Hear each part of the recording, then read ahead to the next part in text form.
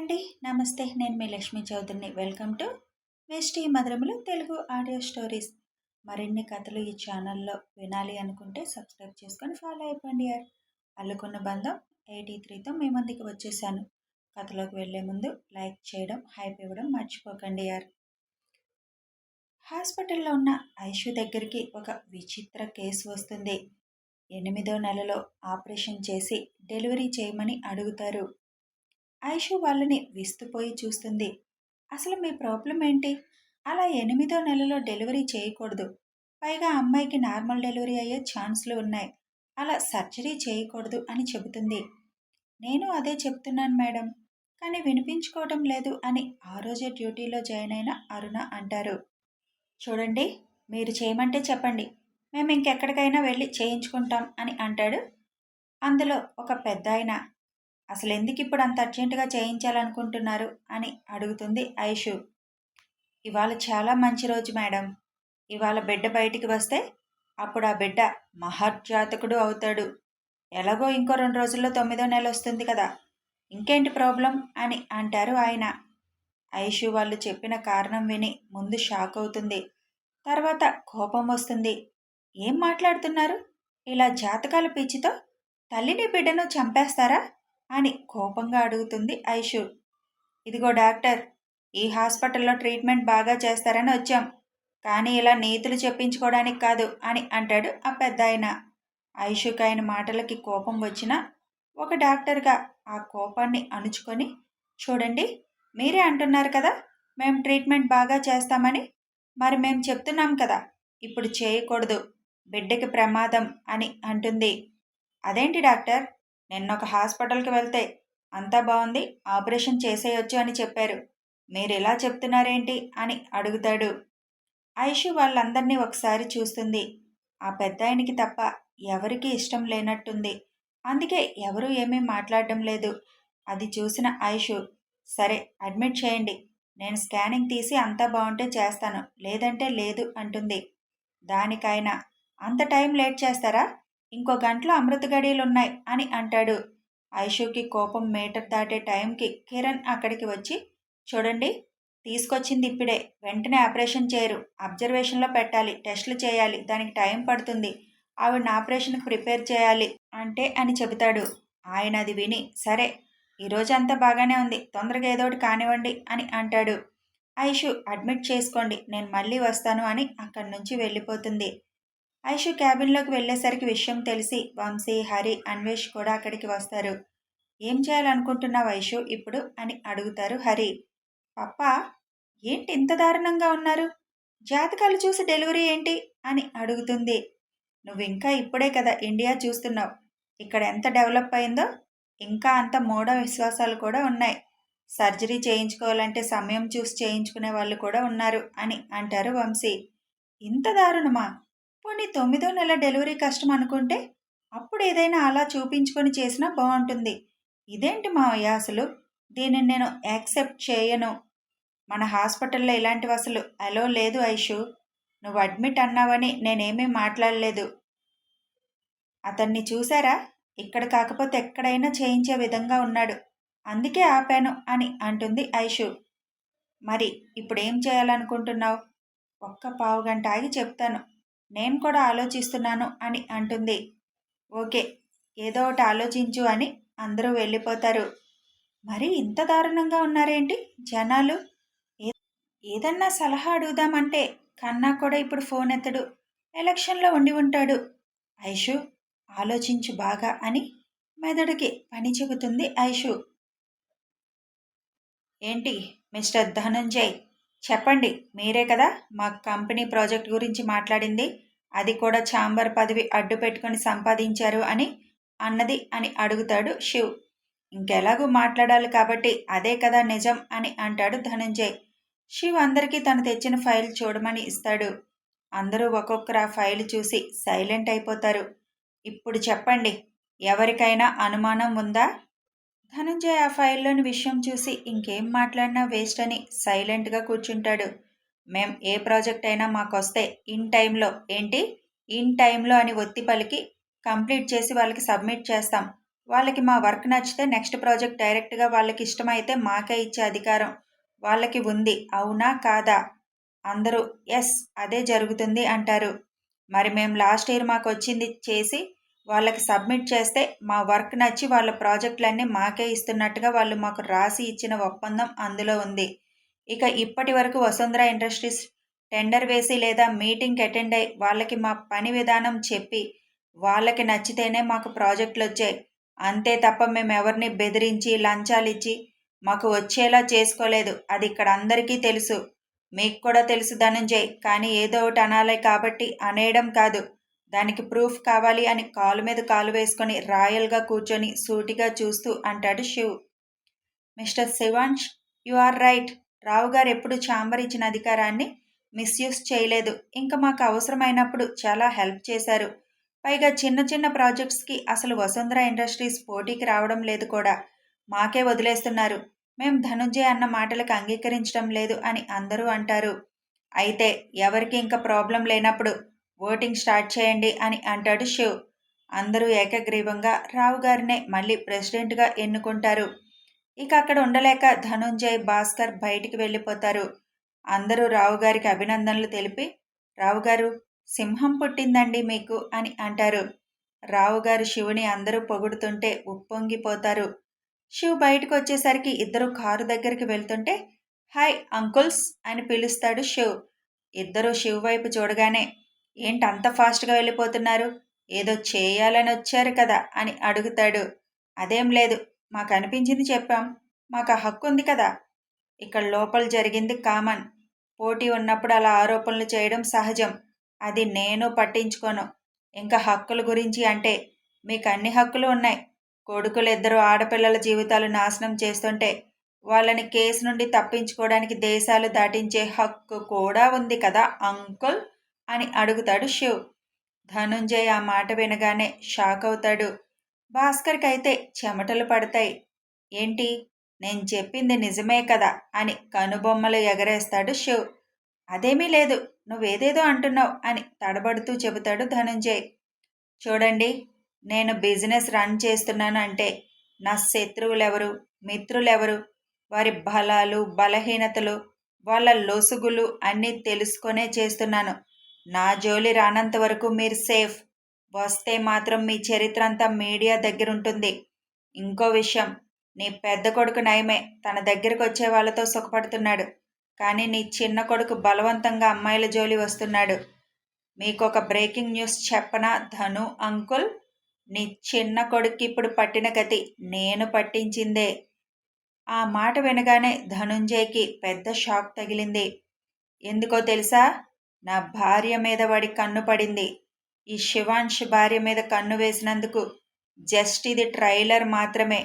పూర్తి సినిమా తొందరలోనే చూపిస్తాను అని అంటాడు శివ్. ఏం మాట్లాడుతున్నావు? నీ భార్య కావాలనుకోవడం ఏంటి? వాడు అమెరికాలో ఉన్నాడు 4 నెలల నుంచి. నువ్వు వాడి మీద నింద వేస్తున్నావు? శివ్ చిన్నగా నవ్వుతూ, నిందలు వేయాల్సిన అవసరం నాకు లేదు. నేను కూడా మొన్నటిదాకా అక్కడే ఉన్నానని నీకు తెలుసు. నాకు పెళ్ళయిందని మొన్న మా నాన్న అనౌన్స్ చేసినప్పుడు నువ్వు వినే ఉంటావు కదా. నా భార్య అమెరికాలోనే ఉండేది. తన మీద కన్ను వేశాడు నీ చిన్న కొడుకు. నా పెళ్ళానికి జాలిగుణం ఎక్కువ. మంచిగా చెప్పి చూసింది. నాకు పెళ్ళయింది, నా మొగుడికి నీ గురించి చెప్తే నీకు చావు కనబడుతుంది, నాకు దూరంగా ఉండు అని చెప్పింది. అబ్బే, వింటామా మనం? ఎక్కువ చేశాడు, కిడ్నాప్ చేయాలని చూశాడు. అందుకే నా స్టైల్లో అలా పడుకోబెట్టాను. వాడు ప్రస్తుతం కోమాలో ఉన్నాడు కదా. వాడికి లేవడానికి మినిమం 1 నెల పడుతుంది అని మనకు అందిన సమాచారం. అప్పుడు మళ్ళీ కలుస్తాను. అప్పుడు వరకు సైలెంట్గా కూర్చో. లేదంటే నీ కొడుకులిద్దరూ శాశ్వతంగా అమెరికా జైల్లో ఉండే ఏర్పాట్లు చేస్తాను. భాస్కర్ వైపు చూస్తూ, నీకు నేనేమీ చేయనవసరం లేదు. నీ చేతులారా నువ్వే నీ పతనం తెచ్చుకున్నావు. ధను అంకుల్ జోలి కూడా నాకు అవసరం లేదు. వాళ్ళ కొడుకులు ఎవరితో తిరిగితే నాకెందుకు? కానీ బలవంతంగా అమ్మాయిల్ని పాడు చేసి చంపితే మాత్రం ఊరుకోను. పైగా వాడు నా హార్ట్ని టచ్ చేశాడు. అంత ఈజీగా వదలను. బాయ్ అంకుల్స్ అంటూ గాగుల్స్ పెట్టుకొని చిన్నగా నవ్వుతూ అక్కడి నుంచి వెళ్ళిపోతాడు శివ్. ధనుంజయ్కి అసలు ఏం చేయాలో అర్థం కాలేదు. ఎలా వెళ్ళాడో కారు దగ్గరికి తెలీదు. వెళ్ళి కారెక్కి కూర్చున్నాడు. భాస్కర్, ఈ శివ్ సామాన్యుడు కాదు. అనవసరంగా వాగాను. ఇప్పుడు నేనేం వినాల్సి వస్తుందో అనుకుంటూ అక్కడి నుంచి వెళ్ళిపోతాడు. శివ్, ఇప్పుడెందుకు చెప్పావు వాడికి అడుగుతారు నరసింహ. తెలియాలి బాబాయ్, ఎవరు చేశారో తెలియాలి. నేనివాళ చెప్పాలనే ఇన్ని రోజులు ఆగింది.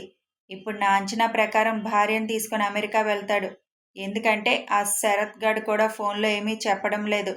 నేను చెప్పింది విని కొడుకుల కోసం అమెరికా పరుగు పెడతాడు.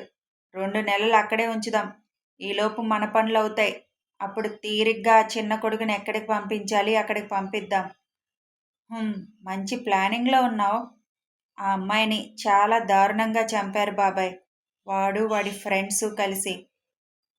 నువ్వు అమెరికాలో ఉండి అవి కూడా అన్నీ తెలుసుకున్నావా? నేనెక్కడ ఉన్నా నా కన్ను మన ఫ్యామిలీ చుట్టూ ఉంటుంది బాబాయ్. అంత ధైర్యంగా మిమ్మల్ని ఇక్కడ వదిలి నేను అక్కడున్నాను అంటే నా జాగ్రత్తలో నేనున్నాను.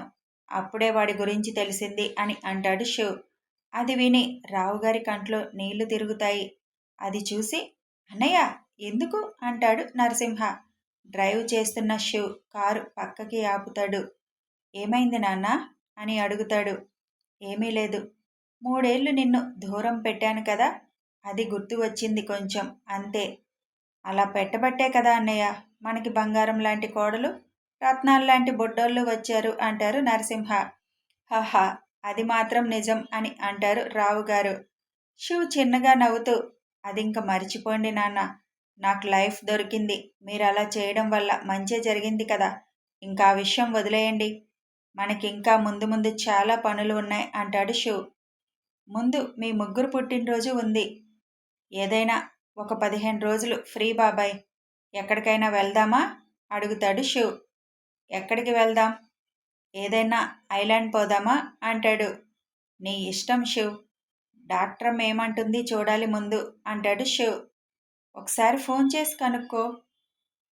హా అని ఐషుకి ఫోన్ కలుపుతాడు శివ్. ఫోన్ క్యాబిన్లో ఉంచి ఐషు బయటికి వెళుతుంది.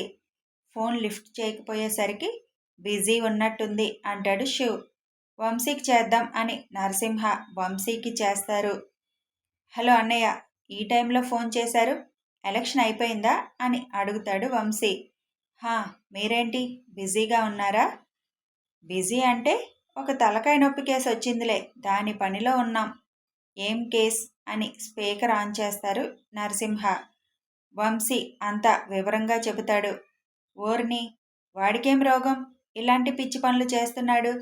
జాతకాల పిచ్చి, మనం ఏమీ చేయలేం అంటాడు వంశీ. ఇప్పుడు మరి ఏం చేస్తారు? ఏమో, ఐషు స్కానింగ్ రూమ్లో ఉంది. తనేం చేయబోతుంది చూడాలి అని అంటాడు వంశీ. సరేలే అని ఫోన్ కట్ చేస్తారు. జనాలకి మరీ పిచ్చి పట్టింది అని అంటారు నరసింహ. బుజ్జి ఏదో ఒక మెలిక వేస్తుంది అంటాడు శివ్. హాస్పిటల్కి పోనివ్ శివ్. నా కోళ్ళు ఏం చేస్తుందో ప్రత్యక్షంగా చూస్తాను అంటారు రావుగారు. హా శివ్, వాళ్ళు ఏదన్నా గొడవ చేసినా చూసుకోవచ్చు పద అంటారు నరసింహ. శివ్ హాస్పిటల్ వైపు కారు తిప్పుతాడు. ఐషు స్కానింగ్ రూమ్లోకి వెళ్ళాక ఆ అమ్మాయితో మాట్లాడుతుంది. ఏమ్మా, మీ ఇంట్లో అందరిది ఇదే అభిప్రాయమా? ఈరోజు డెలివరీ అవ్వాలి అని అని అడుగుతుంది. లేదు డాక్టర్, మా మామయ్య ఒక్కరే ఈ గోల. మాకెవరికి ఇష్టం లేదు. ఎవరో స్వామీజీ చెప్పారంట, అందుకే ఇలా చేస్తున్నారు.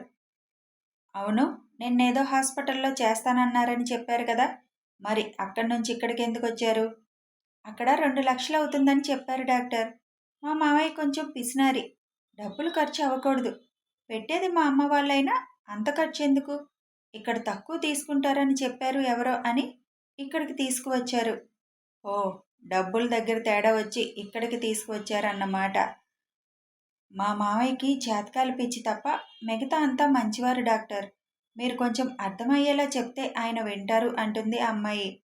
అయితే నేను చెప్పినట్టు చేస్తావా? తప్పకుండా చేస్తాను. బయట నేనేం చెప్పినా నువ్వేం మాట్లాడుకు. సైగ చేసినప్పుడు నీకు ఆయాసం వచ్చినట్టుగా యాక్ట్ చేయి. అలాగే డాక్టర్. ఆయుషు బయటికి వస్తుంది. మీ అందరితో మాట్లాడాలి అని అంటుంది ఆయుషు.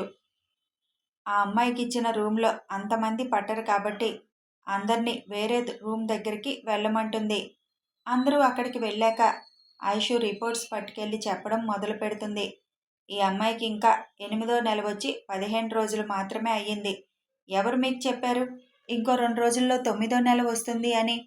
ఇంకా బేబీ వెయిట్ ఓన్లీ కేజీన్నర. ఇప్పుడు ఆపరేషన్ చేసి తీస్తే బేబీ ప్రాణానికి మేము గ్యారెంటీ ఇవ్వలేము. ఇంకోటి, బయటికి తీశాక మినిమం నెల రోజులు బేబీని ఇంక్యుబేటర్ బాక్స్లో పెట్టి ఉంచాలి. డాక్టర్ పర్యవేక్షణలో ఉండాలి. ఇంక ఈ అమ్మాయికి ఇప్పుడు 8వ నెలలో ఆపరేషన్ చేయడం హెల్త్ ప్రాబ్లమ్స్ వస్తాయి.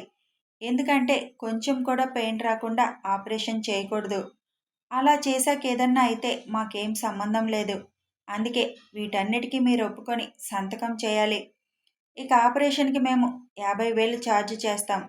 కానీ నెల రోజులు బేబీని బాక్స్లో పెట్టాలి అంటే రోజుకు 10,000 చొప్పున నెలకు 3 లక్షలు అవుతాయి. అది కాకుండా బేబీని స్పెషలిస్ట్ పర్యవేక్షణలో ఉంచాలి. వాళ్ళకి ఎంత ఛార్జ్ అవుతుంది అనేది ముందే చెప్పలేము. ఎంత కాదనుకున్నా మందులు, రూమ్ రెంట్, డాక్టర్స్ ఫీజు అన్నీ కలిపి మినిమం 7 లక్షల వరకు అవుతాయి మీకు. వాళ్ళెవరో నిన్న డబ్బుకు ఆశపడి చేస్తాను అని ఉంటారు. కావాలి అంటే మీరు ఇంకెక్కడైనా చూపించుకోవచ్చు. బేబీని ఇంకా ఎక్కువ రోజులన్నా బాక్స్లో ఉంచాలి. ఇది అంతా మీకు సమ్మతమైతే ఇప్పుడే ఆపరేషన్కి అన్నీ రెడీ చేస్తాను అని ఆయుష్ ఆ అమ్మాయికి సైగ చేస్తుంది. వెంటనే ఆ అమ్మాయి యాక్టింగ్ స్టార్ట్ చేస్తుంది. అది చూసి ఏమైందమ్మా బిడ్డకి అని వాళ్ళ అమ్మ అడుగుతుంది. ఏం లేదు, తనకి బీపీ కొంచెం అప్ అండ్ డౌన్ అవుతుంది. ఇప్పుడు ఇదంతా విన్నది కదా, టెన్షన్ అయి ఉంటుంది అని ఒక ఇంజెక్షన్ చేస్తుంది. అంతా విన్న అమ్మాయి మామ 7 లక్షలు, అంతకన్నా ఎక్కువ, పైగా బేబీకి ప్రమాదం, పైగా ఒక్క ఆపరేషన్కే వేరే హాస్పిటల్ వాళ్ళు 2 లక్షలు చెప్పారంటే డబ్బు కోసమే కదా అని ఆలోచిస్తూ ఉన్నాడు. ఆయన ఆలోచనలో పడడం చూసి ఇదే కరెక్ట్ టైం అని, తొందరగా చెప్పండి ఏదో ఒక విషయం, మాకు మీరొక్కరే కాదు కదా, బయట చాలామంది పేషెంట్లు ఎదురు చూస్తున్నారు అని అంటుంది ఐషు. నిజంగానే బేబీకి ప్రమాదం ఉందా అని అడుగుతాడు. చూడండి, ఒక బిడ్డ తల్లి కడుపులో పెరగడానికి 9 నెలల ప్రక్రియ ఎందుకు ఉంది? అది ఒక ప్రాసెస్ కాబట్టి. బేబీ ఫుల్గా ఫామ్ అయి తనని తను సిద్ధం చేసుకొని తల్లి కడుపులో నుండి బయటికి రావడానికి, ప్రయాణం మొదలు పెట్టడానికి ఆ టైం తీసుకుంటుంది. అది న్యాచురల్గా జరగనివ్వకుండా ఇలా జాతకాల పిచ్చితో నెలలు నిండకుండా బయటికి తీస్తే తల్లి గర్భంలో పెరగవలసిన వాళ్ళు బాక్స్లో పెరుగుతారు. ఏదైనా ప్రాబ్లం ఉంటే చేయాలి, కానీ అసలు హ్యాపీగా తల్లి గర్భంలో పెరుగుతున్న వారిని ఇలా బలవంతంగా ఎందుకు బయటికి తీసుకురావాలి అని చూస్తున్నారు. అదెంత తప్పో తెలుసా? ఏదన్నా జరగచ్చు, ఒక్కోసారి బేబీ ప్రాణం పోవచ్చు. ఇప్పుడు ఆపరేషన్ చేసి తీస్తే మహర్జాతకులు అవుతారో లేదో కానీ అసలు బతికి ఉంటారా లేదా తెలీదు. ఉన్నా ఏదో ఒక ఆరోగ్య సమస్య వస్తుంది అని చెబుతుంది ఐషు. వద్దులే డాక్టర్, ఆపరేషన్ చేయొద్దు అని ఆయన బయటికి వెళ్ళిపోతారు. అమ్మా అనుకుంటారు అందరూ. చాలా థ్యాంక్స్ అమ్మా అని అందరూ చెబుతారు. చూడండి, బేబీ వెయిట్ తక్కువగానే ఉంది, కొంచెం బలమైన ఫుడ్ పెట్టండి అని చెబుతుంది ఐషు. ఆ అమ్మాయి పొట్ట మీద చెయ్యి వేసి, సారీ బేబీ, మీ తాతయ్యని సెట్ చేయడం కోసం నీ ప్రాణం గురించి మాట్లాడాల్సి వచ్చింది అని అంటూ, నేను చెప్పినవన్నీ నిజమే, ఇప్పుడు చేస్తే బాక్స్లోనే పెట్టాలి అని అంటుంది. అందరూ థ్యాంక్స్ చెప్పి వెళ్ళిపోతారు. అబ్బా, ఇదేమి జాతకాల పిచ్చిరా బాబోయ్ అని తల పట్టుకొని కూర్చుంటుంది ఐషు. కాఫీ కావాలా బుజ్జి అని అంటాడు శివ్. ఐషు తలెత్తి, కన్నా నువ్వెప్పుడొచ్చావు అని అడుగుతుంది. నీ యాక్టింగ్ స్టార్ట్ చేసినప్పుడు. నేనేమీ యాక్టింగ్ చేయలేదు కన్నా, నిజాలే చెప్పాను అని కళ్ళు చిన్నవి చేసి చెబుతుంది. మొత్తానికి బాగానే చెప్పావమ్మా వాళ్ళకి అని అంటారు అందరూ. ఏం చెప్పడమో ఏంటో, అయినా జాతకాలని చెప్పి ఆపరేషన్ అనగానే నా బుర్ర కిర్రున తిరిగింది. ఇప్పుడే కదా స్టార్ట్ అయింది, ఇంకా ఎన్ని వింతలు చూస్తావో అంటాడు శివ్.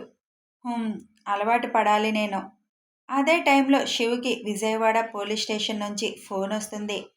శివ్ ఫోన్ ఎత్తగానే, సార్, పోలీస్ స్టేషన్ మీద దాడి చేశారు అని చెబుతాడు ఏసీపీ.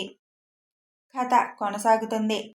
ఇంకా మన మధ్యలో ఇలాంటి జాతకాలు పిచ్చి ఉన్నవాళ్ళు చాలామంది ఉన్నారు కదా, ఎప్పటికీ అందరిలో మార్పు వస్తుందో.